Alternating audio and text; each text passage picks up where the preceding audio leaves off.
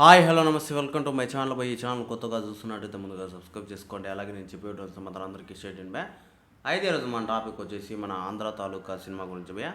నిజంగా నాకు తెలిసినంతవరకు ఈసారి రామ్ గారు అయితే ఒక పీక్స్లో అయితే యాక్ట్ చేస్తారు. అలాగే ఒక పీక్స్లో అయితే సినిమా ఉండబోతుంది అని మాత్రం తెలుస్తుంది భయ్యా. ఎందుకు ఎంత పర్టికులర్గా చెప్తున్నానంటే దాదాపు అంటే ఒక 2-3 సినిమాల నుంచి ఆయన సినిమాలు అయితే సరిగ్గా ఆడలేదు అని చెప్పేసి మన అందరికీ తెలిసిన విషయమే. ఇప్పుడు దాని మీద ఫోకస్‌తో అసలు వేరే లెవెల్ లాంటి కాన్సెప్ట్ అయితే ఎంచుకున్నాడు అని చెప్పేసి మనందరికీ తెలిసిన విషయమే.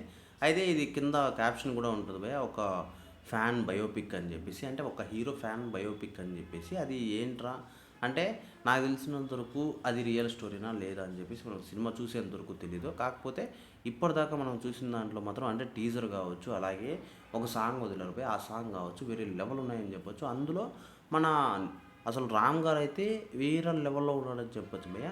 అయితే ఈ సినిమా వచ్చేసి నవంబర్ 28వ తారీఖున రిలీజ్ చేయాలని చెప్పేసి ఒక పోస్టర్ అయితే వదిలారు భయ్యా. దాన్ని చూసిన తర్వాత నాకు ఒక్కటే అర్థమైంది. ఒరేయ్! ఇంత లేట్ ఎందుకురా అంటే సినిమాని ఇంకా ఏదో చెక్కుతున్నారు భారీగా అన్న టైప్‌లో అనిపిస్తుంది భయ్యా. నేను ఇప్పటిదాకా అసలు రామ్ గారి సినిమాలు ఇంత లేట్‌గా రావడం అయితే నేను ఏ సినిమాను చూడలేదని చెప్పొచ్చు. కాబట్టి ఈ సినిమాతో భారీగా ప్లాన్ చేస్తున్నాడేమో అన్న టైప్‌లో అనిపిస్తుంది నిజం చెప్పాలంటే. అంతేకాకుండా చాలా సినిమాల నుంచి మనందరికీ తెలిసిన విషయమే భయ్యా. అంటే కొంచెం డిసప్పాయింటింగ్‌గానే అయితున్నాయి. కాకపోతే ఎక్కడ కూడా రామ్ గారు తప్పు అన్న టైప్‌లో అయితే ఎక్కడ కూడా అనిపియదు. ఆయన యాక్టింగ్ లెవెల్స్ కావచ్చు, అలాగే మన డాన్స్ విషయంలో కావచ్చు, ఎక్కడ కూడా ఆయన్ని అసలు ఎనర్జిక్ స్టార్ అనేది ఎందుకు అంటారంటే ఆయన్ని చూసే అంటారు. నిజంగా అందులో తప్పే లేదు. కాకపోతే మనకు 'ఇస్మార్ట్ శంకర్ 2' అది చాలా దెబ్బతీసిందని చెప్పొచ్చు భయ్యా సినిమా మన రామ్ గారికి. ఎందుకు అంతలా దెబ్బతీసింది అంటే అసలు సినిమా అసలు 'ఇస్మార్ట్ శంకర్‌ని' తిప్పించి మళ్ళిచ్చి మళ్ళా కొన్ని సీన్‌లు తీసి డిలీటెడ్ సీన్‌లే పెట్టినట్టు అనిపిస్తుంది ఆ సినిమాలో. అది చాలా వరస్ట్ థింక్ అని మాత్రం అందరికీ అనిపిస్తుంది. అలాగే 'పూరి జగన్నాథ్' గారిని కూడా ఆ సినిమాతో భారీగా తిట్టుకున్నారని చెప్పొచ్చు.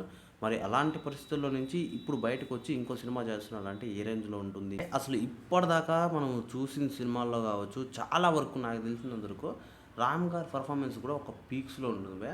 అలాంటిది నిజంగానే 'ఇస్మార్ట్ శంకర్' 'డబుల్ ఇస్మార్ట్ శంకర్‌లో' చాలా అసలు ఆ సినిమాని ఎలా చూసాంరా అన్న టైప్‌లో అనిపించింది. కాకపోతే రామ్ గారి కోసమే చూసామని చెప్పొచ్చు. కొంతమంది మన 'పూరి జగన్నాథ్' గారి కోసం కూడా చూసారని చెప్పొచ్చు. అలాంటి సిట్యుయేషన్స్‌లో నుంచి బయటకొస్తే మాత్రం నాకు తెలిసినంత వరకు ఈ సినిమా ఒక రేంజ్‌లో ఉండబోతుంది అని మాత్రం తెలుస్తుంది భయ్యా. మరి చూడాలి ఎలా ఉంటుంది అని చెప్పేసి. అయితే 28వ తారీఖునైతే ఖచ్చితంగా నేను ఫస్ట్ డేనే చూస్తాను భయ్యా సినిమా మాత్రం ఎందుకైతే. అయితే ఈ సినిమా గురించి మీరేమనుకుంటున్నారో కింద కామెంట్‌లో తెలియజేయండి. మర్చిపోకుండా తప్పకుండా దయచేసి